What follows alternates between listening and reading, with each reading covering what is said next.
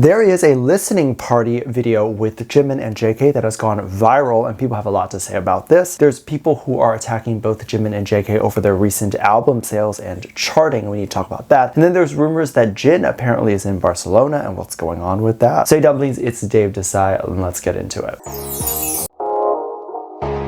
Videos online have talked about Jin specifically going to Barcelona and traveling. This is still what I believe to be AI content, and I hope when people watch these videos, they can at least look into it and see what to believe and what to not just believe, and maybe not just believe everything that anyone says. And again, I've always said that that's including me too. I don't know the intention of everyone's YouTube channel or their intentions for their social media pages in general, but I know that I do have the intention of trying to make sure that everything is accurate. But I am a human being, and of course, those things can be wrong. And if I happen to get a source that isn't reliable, then of course I'm going to report the wrong thing, because now a lot of people are calling what I call AI news, and they're using it to report things that are supposed to be accurate. Now, what I mean by AI news is that news that's given to an AI chatbot to generate a story. That script is then uploaded into a software with a voiceover, and then the voiceover just reads it and plays images alongside that. A lot of times these channels are for entertainment, but a lot of times other people believe it, and that's when I feel like people have to talk about it. An AI software is going to try to make things as realistic as possible, but is going to oftentimes fail at being able to do that. There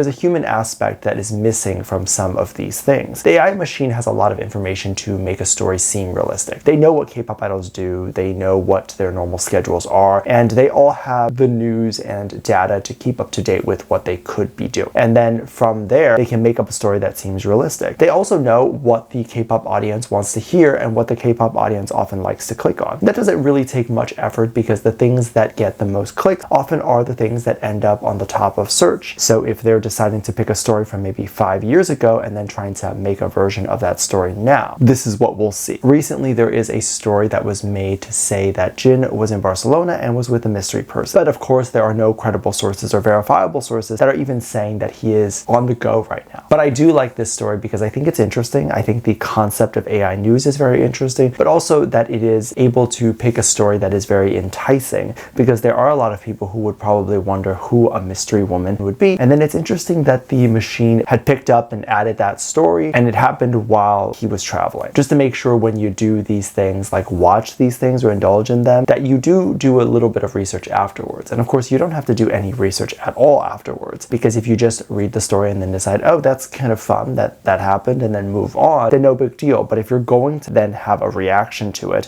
whether that is an angry reaction or a happy reaction or whatever it is from the story, then you best verify to make sure that it's true before you have that reaction. One of the more interesting things that I was seeing was this idea of payola content. Recently it came out that APT by Rosé and Bruno Mars have broken records in its streaming numbers. People were very excited to hear about this, and were very excited to see that there is a Korean artist that has broken this record. But people were very quick to point out the fact that records had been broken by both JK and Jimin prior to this one. Now, a lot of people who were either fans of Rosé or haters of BTS were saying that Jimin and JK received a lot of payola or personal attention from the label, and thus their records had hit a high. But Rosé hadn't received that, and yet she was able to break records with her song. Which, by the way, if you do want to check out a reaction to that music video, then make sure you check it out on Patreon. I'll leave a link at the top of the description for that. There is a less than $2 tier that will give you access to over 3,000 reaction videos. So if you're interested, make sure you check it out, and I'll see you over there. There were images of both JK and Jimin to show their streams, and also what people believe is the label paying for streams. One tactic that a label or any artist can use to promote their song is create remixes of a song. And if the song is being remixed, there's a chance that the remix can then top the charts again. And it's almost like a relaunch of the song, so that it gets the song back on the charts, and then it can appear like the song is back on the charts for weeks on end. People might actually even be surprised that labels pay for a lot more than just remixes. They also pay for TikTokers to use their song.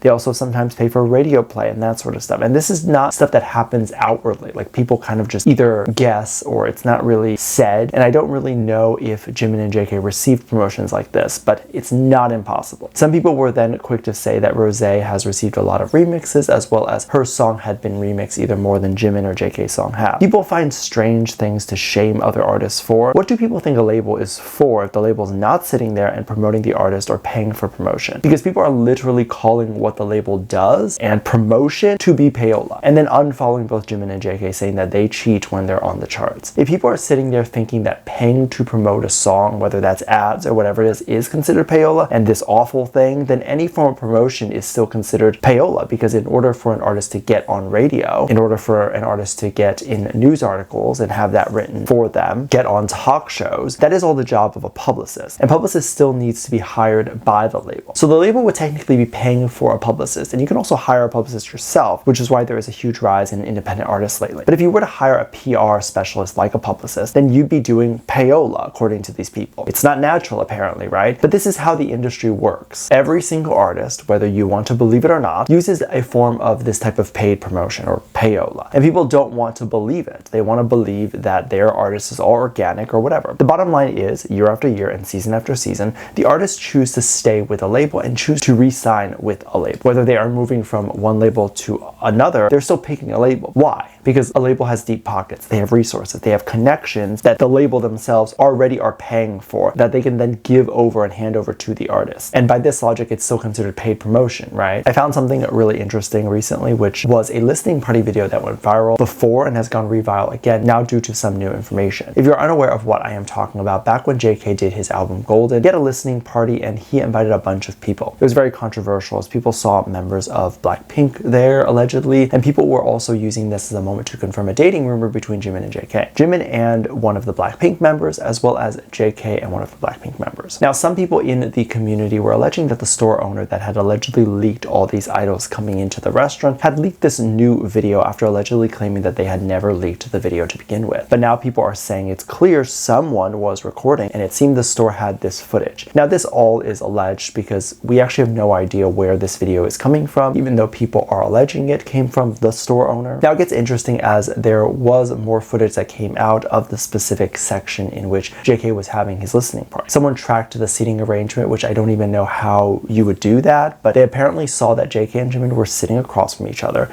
and not sitting across from each other like in front of each other, but like sitting diagonally from each other. And then some people were saying that this proves that they were in a relationship together, or that they're dating. I'm not sure how people came up with that assumption based on two people sitting diagonally from each other. Like, if they were sitting next to each other, that can make a little bit more sense, but of course still doesn't really imply dating, but at least makes more sense. Sitting diagonally from each other definitely doesn't mean anything. People were making some outrageous claims, things like they were kissing or they were doing some stuff, and I don't really know how they came up with that assumption over two people sitting diagonally from each other. Now, is it this idea that Jimin was just there and that means that he was in a relationship with JK? Because of course he would be there. I would be surprised if all the members weren't there. And obviously there probably were some of the members that couldn't show up due to scheduling conflicts or whatever it was. But that's more shocking to me than if people were showing up. Jimin is going to go to support. Of course, he's been the biggest fanboy of all the BTS members and has been their biggest support. Let me know what you think. Make sure to check out Patreon for more videos, link down below. Thanks, just leave a comment right here.